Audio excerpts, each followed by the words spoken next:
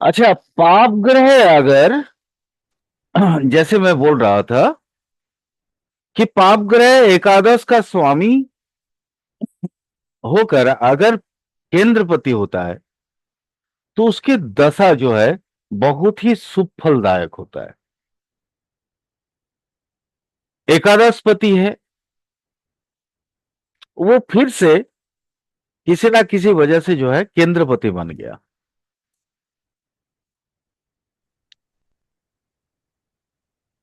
इसमें जो शुभ फल मिलेगा वो एकादश पति का एकादश में,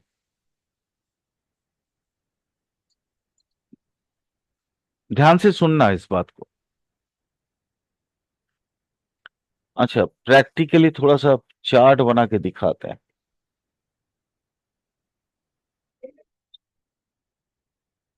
इसको थोड़ा सा चार्ट बना के दिखाएंगे तो ज्यादा बेटर रहेगा मेरे ख्याल से।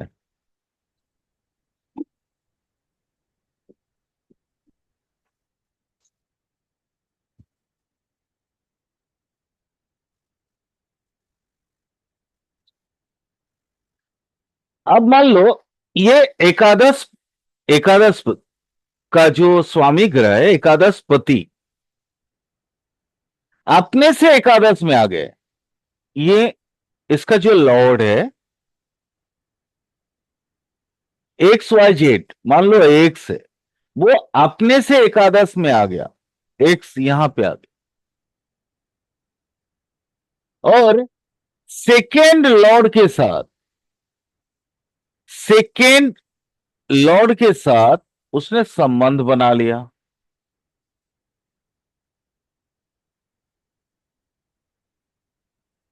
कोई भी कैसे भी संबंध, संबंध चार प्रकार का होता है और ये चार प्रकार में से किसी भी एक प्रकार का संबंध बना लिया। अथवा सेकेंड लॉर्ड के साथ ऑब्लिक करके, सेकेंड लॉर्ड के साथ, बहुत ध्यान से सुनना इस बात को, बहुत इंपॉर्टेंट रूल है ये। सेकेंड लॉर्ड के साथ संबंध बनाकर लग्न का केंद्र या त्रिकोण में चला गया। सेकेंड लॉर्ड के साथ संबंध बनाकर, किसी भी संबंध बना के, सेकेंड लॉर्ड के साथ संबंध बना के, कोई भी एक्स वाई जेड, चाहे युति का हो चाहे कोई भी लग्न का, ये मान लो लग्न है, इसके केंद्र या सॉरी त्रिकोण या केंद्र में चला गया तो फिर वो बहुत ही अच्छा शुभ फल देता है। इसकी दशा, अंतरदशा, प्रत्यंतर दशा जब जब आएगा, जातक को अपने जीवन में एक नई ऊंचाइयों तक, ऊंचाइयों का जो प्रतिष्ठा होता है वो मिलते रहेगा। ये प्रतिष्ठित होते रहेंगे ये जातक, और सफलता उनके हमेशा कदम चूमेगी। ये इतना ही शुभ दशा होता है। बट ये कब होगा, फिर दोबारा बता देता हूं, थोड़ा सा ध्यान से सुनो इसको। मैंने पहले बोला था कि शुभ ग्रह अगर होता है तो खराब होता है, बट पाप ग्रह होता है तो अच्छा होता है। एकादश का, एकादश का स्वामी ग्रह या एकादश पति केंद्र में आ गया, अच्छा फल देगा। कोई भी पाप ग्रह, कोई भी पाप ग्रह। और एकादश पति अगर एकादश स्थान में आ जाता है और सेकेंड लॉर्ड के साथ संबंध बना लेता है, अथवा सेकेंड लॉर्ड के साथ संबंध बनाकर लग्न के केंद्र में या त्रिकोण में चला जाता है, तो एकादश पति की दशा इतना शुभ होगा कि वो उस दशा में, मतलब बोलते हैं ना कि ये इंसान का अभी ला कितना अच्छा कि मिट्टी छूता है तो सोना बनता है, वैसा वाला स्थिति बनता है। ऐसी अवस्था में, ऐसी दशा में जातक इतना धन कमाता है, इतना धन कमाता है, और सफलता उसके कदम इतना चूमती है कि मतलब इसको रोकने वाला जैसे कोई नहीं होता। जहां छुएगा वहीं सोना होगा। ये बहुत ही इंपॉर्टेंट आपका एक दशा विचार में माना गया है इसको।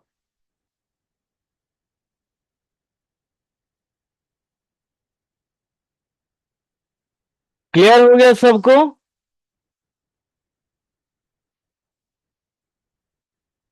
कोई क्वेश्चन? यहां तक क्लियर हुआ?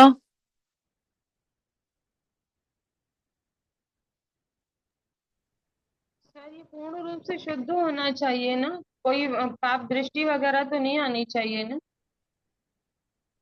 देखिए मैम, यहाँ पे सूत्र माने आपका उसमें जो शास्त्र में ना दृष्टि के बारे में बताया नहीं हुआ है, इसलिए मैं भी ठीक। नहीं बताऊंगा।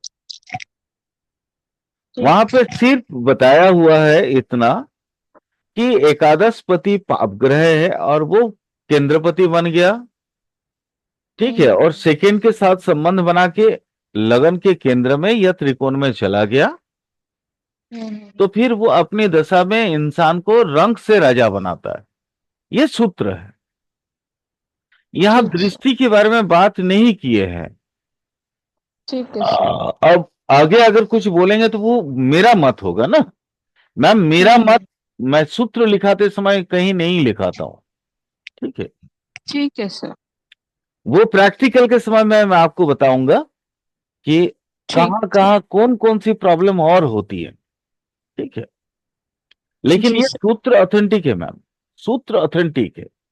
माने आप किसी भी ठीक। कुंडली में लगा के देख सकते हैं, ये सूत्र में हम्म। कहीं कोई कमियां आपको नहीं मिलेंगी। ठीक है सर। अच्छा, इसके बाद एकादश पति अगर दुस्थान में चला जाता है, या कमजोर बन जाता है, या नीचस्थ हो जाता है, या अस्त हो जाता है, तो वो एकादश पति का जो दशा होगा वो बहुत ही खतरनाक होगा। खतरनाक इन द सेंस इतना अशुभ फल देता है कि वो राजा से रंग भी बनाने में माहिर है।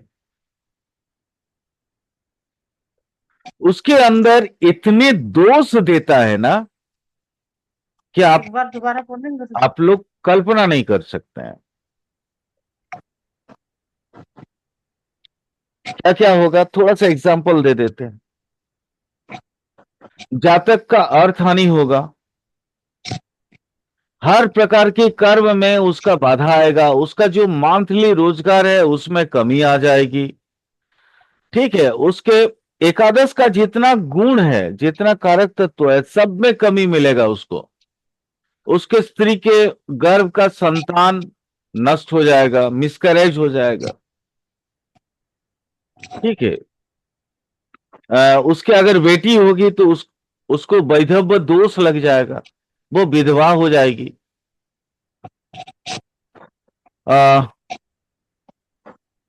अदरवाइज अगर विधवा ना भी हो तो उसके जो दामाद होंगे उसका मतलब मृत्यु तुल्य कष्ट होगा, इस तरह का।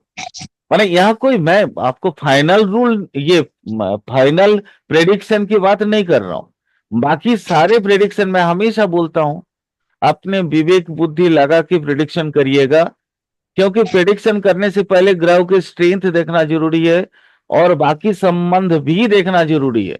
संबंध चार प्रकार, विनिमय संबंध भी आता है, क्षेत्र विनिमय आता है ना, पारस्परिक दृष्टि विनिमय भी आता है। तो ये विनिमय संबंध में भी बहुत सारी चीजें आती है मैम, तो इनको भूलिएगा नहीं। तो भूल के प्रेडिक्शन मत करिएगा, मैं रूल खाली बता रहा हूं। Okay, clear? जी सर। ठीक।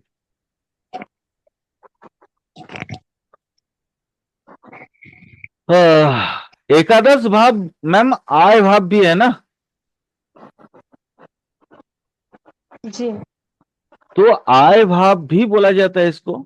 अब यहाँ पे बैठे ग्रहों की थोड़ी सी विश्लेषण आप बता दीजिए, वो तो 1 या 1.5 सेकंड में हो जाएगा।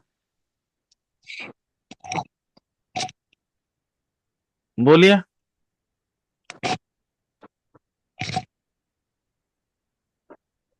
सर मोस्टली तो यही बोला जाता है कि 11th हाउस में सारे जितने भी ग्रह बैठते हैं वो अपना शुभ रिजल्ट देते हैं। बिल्कुल, अच्छे शुभ ग्रह होंगे शुभ रिजल्ट देंगे, पाप ग्रह होंगे तो भी थोड़ा बहुत तो शुभ रिजल्ट देंगे ही देंगे। जी सर। हाँ, थोड़ा बहुत तो शुभ रिजल्ट देंगे। इसलिए तो रावण ने कोशिश किया था, जब ये पैदा हुआ था, क्या बोलते हैं उसको, मेघनाथ। मेघनाथ। मेघनाथ जब जी। पैदा हुआ था तो सारे ग्रहों को 11th हाउस में बांधने की कोशिश किया था। हाँ, तो शनि आपने पैर पसार दिए थे 12 में, जिसकी वजह से मेघनाथ की माने ये हुई, वध हुआ, मेघनाथ वध हुआ, अदरवाइज नहीं हो पाता। तो सर 12th का शनि क्या मृत्यु देता है? हाँ मैम, मोक्ष तो देता ही है। ठीक सर। मेघनाथ को तो मोक्ष मिल गया था ना, फिर हम्म। दोबारा जन्म कहाँ हुआ उसका।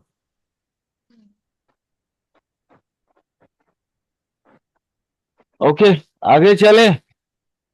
जी सर। आप कौन सा लॉर्ड आएगा, 12 लॉर्ड। 12th।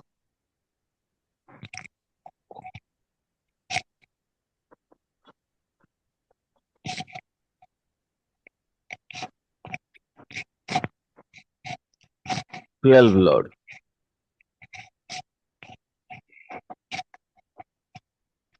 थोड़ा सा आज आप लोगों को एक बात बतानी है। ये जो 12 लॉर्ड है ना,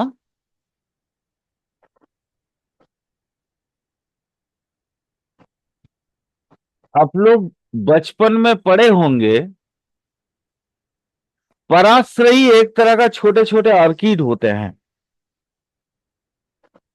जो एक अकेला जो है वो बढ़ नहीं पाता है, दूसरे के ऊपर डिपेंड होके बढ़ता है।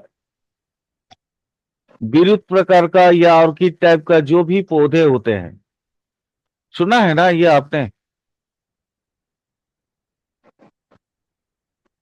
पेड़ में भी, नहीं सर। पेड़ में मतलब एकदम वो पीला रंग का, तरह तरह का वो पेड़ का ही पेड़ से ये करते हैं, परागग्रही, परागग्रही है ना, प्रेरणा परागग्रही याद है, परागग्रही या पराश्रयी बोलते हैं जिसको, मतलब जैसे पेड़ होता है।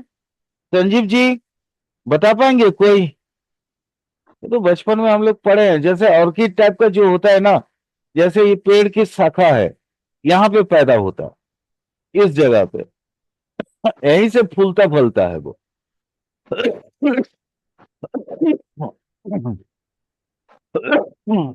सर देखें डाली से फूल उगते हैं। हाँ, जी बिल्कुल सर। बिल्कुल। वैसे मालूम है मैम, 12 का जो लॉर्ड है ना, ये दूसरे के ऊपर डिपेंडेंट है। अच्छा। ये अकेला कुछ नहीं कर सकता है। ये दूसरे का, जब तक 12 का लॉर्ड डिपेंडेंट ऑन दूसरे प्लैनेट या कुछ भी, ये आज मैंने आप लोगों को एक चीज बता दिया, ये डिपेंड करने वाले प्लैनेट है, दूसरे के ऊपर डिपेंड करने वाले प्लैनेट है।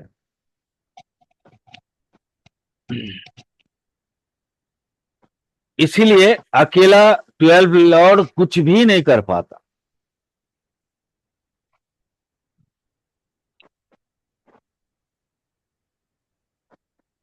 चलिए आगे चलते हैं, थोड़ा सूत्र है। अनुज है क्या, अनुज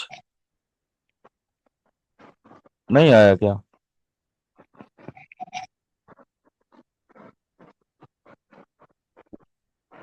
12 का लॉर्ड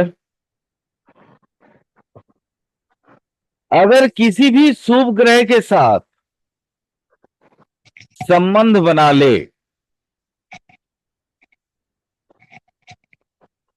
तो अपने दशा अंतर्दशा में शुभ फल देगा।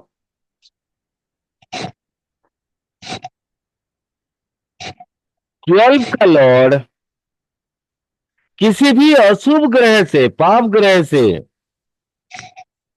संबंध बना ले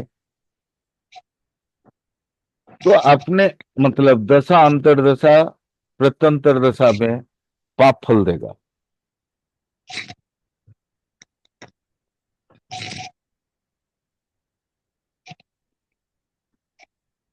ये इसका जनरल कैरेक्टर है।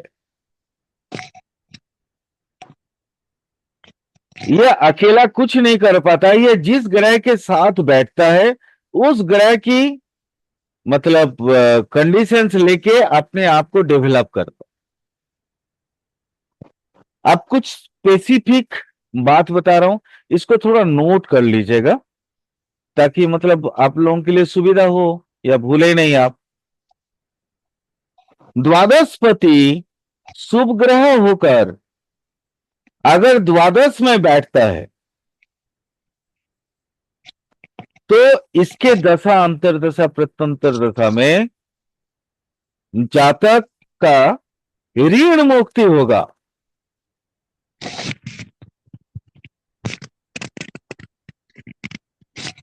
संतान के आयु की वृद्धि होती है।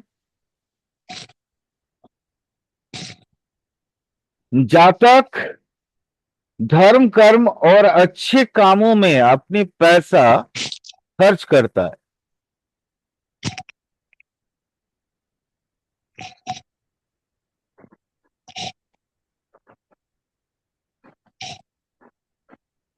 ऐसी अवस्था में जातक राजरोष से मुक्त हो जाता है और बंधन से मुक्त हो जाता है।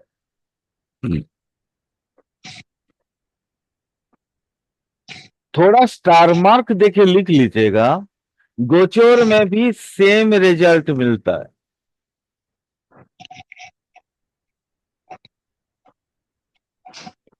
दशांतर दशा के साथ अगर गोचर 12 का लॉर्ड 12 में आ जाए तो बहुत ही अच्छा रिजल्ट उसको मिलता है।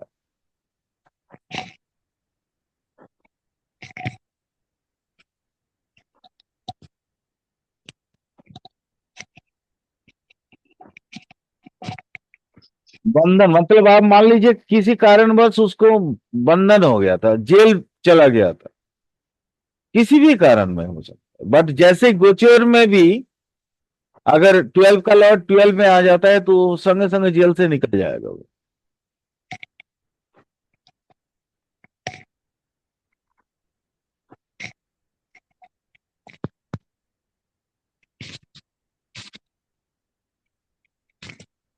सूत्र नंबर उसी का 12 लॉर्ड का सूत्र नंबर 2 और लिख लीजिए। नेक्स्ट रूल, द्वादशपति किसी भी अशुभ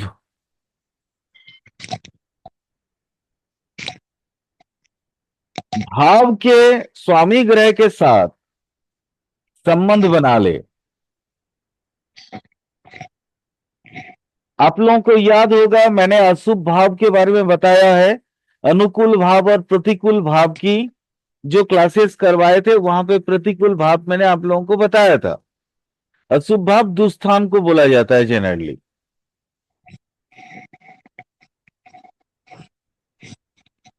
यानी द्वादशपति किसी भी अशुभ भाव के स्वामी ग्रह के साथ संबंध बना ले, ऑब्लिक नीचस्थ हो जाए,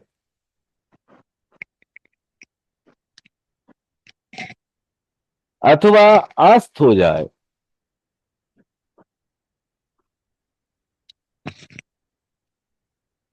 तो उसके दशांतर दशा में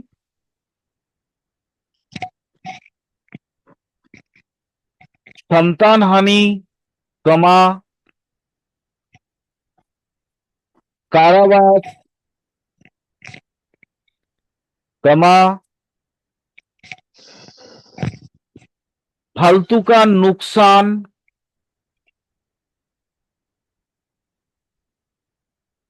या ऑब्लिक फालतू का खर्च,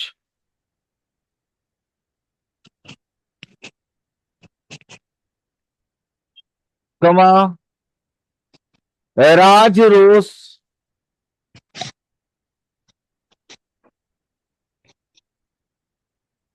कमा मामला मुकदमे में बहुत पैसा खर्च होना,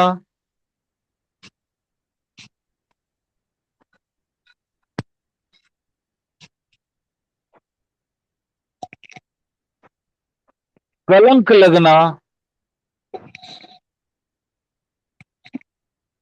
ऋण ग्रसित होना,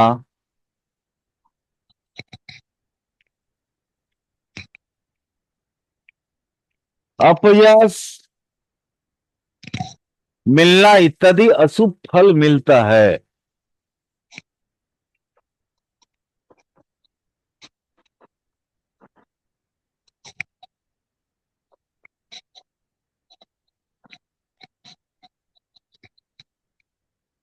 हो गया। जी सर। 12 का लॉर्ड अकेला फल नहीं दे पाता, बट 12 में बैठे ग्रह अकेले फल देते हैं। तो 12 में बैठे ग्रह अगर अशुभ होंगे, अशुभ फल मिलेगा। शुभ ग्रह होगा, उसकी दशा अंतर दशा में शुभ फल मिलेगा।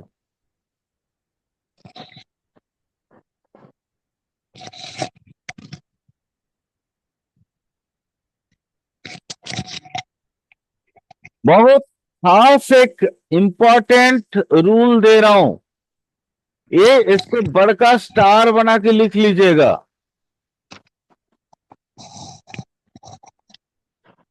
द्वादशपति अगर सप्तम हाउस में रहते हैं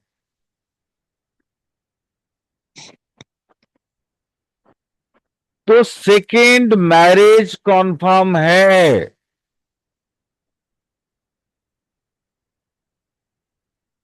क्यों? 7 से 6 है 12, लॉजिक ये है। दोबारा बोलिए गुरुजी एक बार। द्वादशपति द्वादशपति सप्तम भाव में 7th हाउस में बैठ गए जी। तो उसकी दशा में जातक का सेकेंड मैरिज कंफर्म है, वो फिर दोबारा शादी करेगा।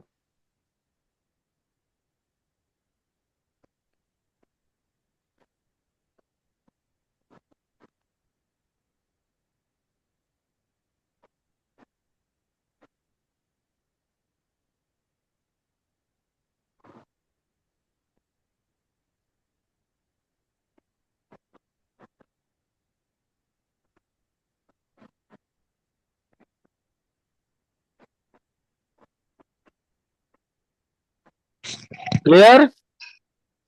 जी। चलिए, हो गया 12। 12th लॉर्ड और वक्री सर, 12th लॉर्ड यदि वक्री हो जाए तो हम क्या? 12 लॉर्ड अगर वक्री होगा तो भी वो अगर से 7th हाउस में आएगा तब भी रिजल्ट देगा। ठीक है। दात पानी ग्रह बोलते हैं उसको, वो फिर करेगा, फिर दोबारा करेगा। अच्छा, अब मैं कुछ ओवरऑल आप लोगों को कुछ ऐसी रूल्स देना चाह रहा हूं या छोटी छोटी बातें बताना चाह रहा हूं जिससे आप लोगों की दशा विचार में कोई भी डाउट अगर हो तो शायद वो क्लियर हो जाएगा। दशाफल देखने की तरीका क्या है? क्लियर? हम क्या क्या देखेंगे दशाफल जब विचार करेंगे? बहुत छोटी छोटी बात बता रहा हूं, अगर हो सके नोट कर लीजिए या तो बाद में वीडियो देख के नोट कर लीजिएगा। दशा विचार के समय हमको इन खास चीजों पे है ना, थोड़ा ये रखना चाहिए, अपना ध्यान केंद्रित होना चाहिए। पहला, जन्म समय में कोई भी भावस्थ, कोई भी भाव में बैठे ग्रह, वो या कोई भी भाव को देखने वाले ग्रह है, अल्टीमेट रिजल्ट किसका देगा? भावपति की रिजल्ट देगा। यहां देखिए रिजल्ट तीन तरह का आता है। एक भावस्थ आएगा, मतलब भाव में बैठे ग्रह,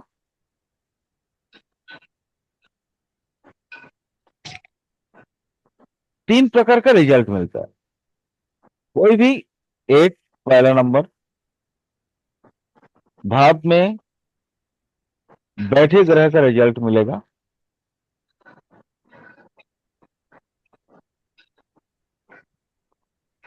उसका रिजल्ट मिलेगा। दूसरा, भावदर्शी। भावदर्शी का मतलब क्या है, कोई बताएंगे मुझे? एस्पेक्ट, दृष्टि, किसी भाव को देख रहा है। और तीन नंबर में क्या होगा? भावपति।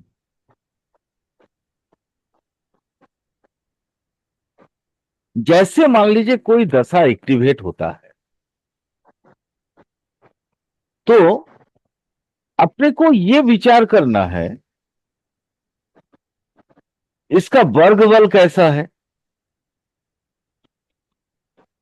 भावपति का, भावस्थ ग्रह का, इसका वर्ग बल कैसा है, इसका, इसका भी वर्ग बल कैसा है, इसका भी वर्ग बल कैसा है। ये सारी चीजों का निचोड़ आएगा दशाफल में। दशाफल यूं ही, मतलब हमने जैसे आपको बहुत सारे रूल लिखा दिए, और आप उस रूल के अंतर्गत आप प्रिडिक्शन कर दोगे, तो बहुत हो सकता है कि आपका 99% प्रिडिक्शन सही होगा, 100 नहीं हो पाएगा, या 90% या 80% प्रिडिक्शन सही होगा।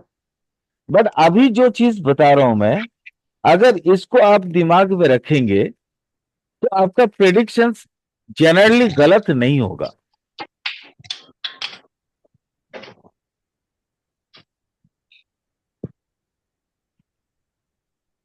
जैसे एक एक छोटा सा एग्जाम्पल देके मैं आप लोगों को ये चीज समझाना चाहूंगा, क्योंकि देखिए हम लोग भी तो बहुत साल तक एस्ट्रोलॉजी में पढ़े हैं। मैंने एक चीज देखा, नवम, इसको मैं मिटा दूं, लिख लिया ना? जी सर। कुछ कुछ बहुत इंपॉर्टेंट, बहुत छोटी छोटी बातें, ये अब आपको हम बोल सकते हैं कि हमें अपनी विचार स्टार्ट करना है। एक क्या होता है, एक नाइन्थ हाउस, ठीक है, मैं क्या, हम सेकेंड हाउस भी ले सकते हैं। सेकेंड, नाइन्थ, 10,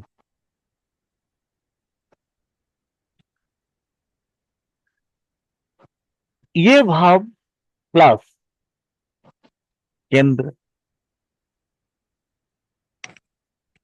प्लस केंद्र, प्लस त्रिकोण, प्लस त्रिकोण,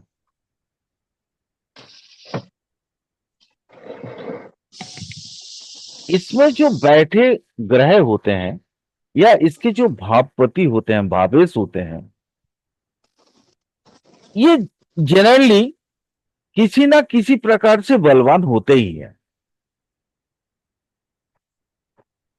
और इनके दशा अंतर्दशा अपने कारकत्व के अनुसार अच्छा जाता ही जाता है। अगर अवसर कोई अपवाद ना बन जाए, अपवाद मतलब समझ रहे हो ना आप, एक्सेप्शन, कि इतना कोई मान लो भारी भरकम क्या बोलते हैं वो, पाप पीड़ित हो गया, पाप दृष्ट हो गया, तब दशा में थोड़ी बहुत इधर उधर होता है, ऐसा कि नहीं होता है।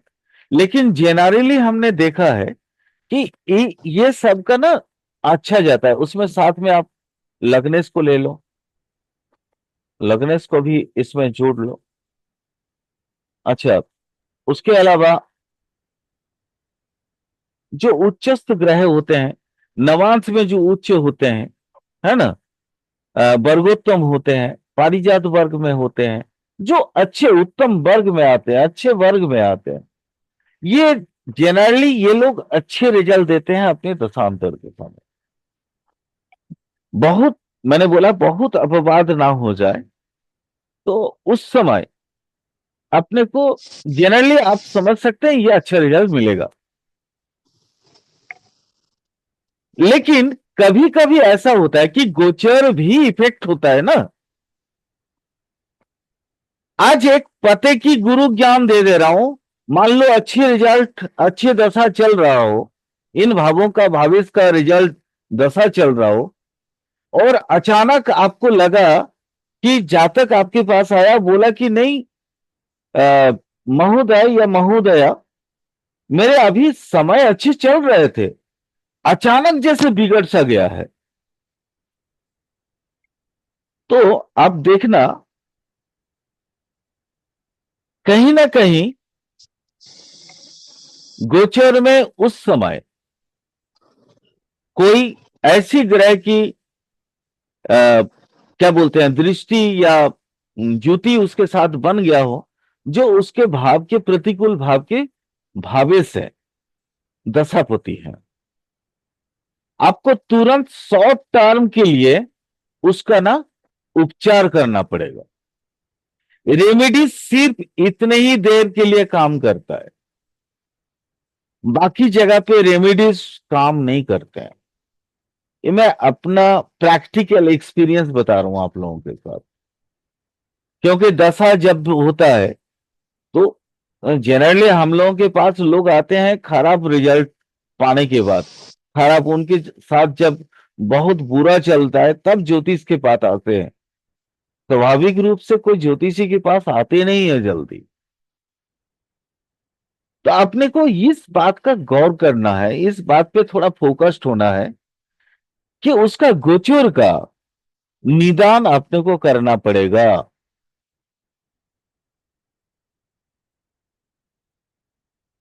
क्लियर है? समझ आया मैंने क्या बोला?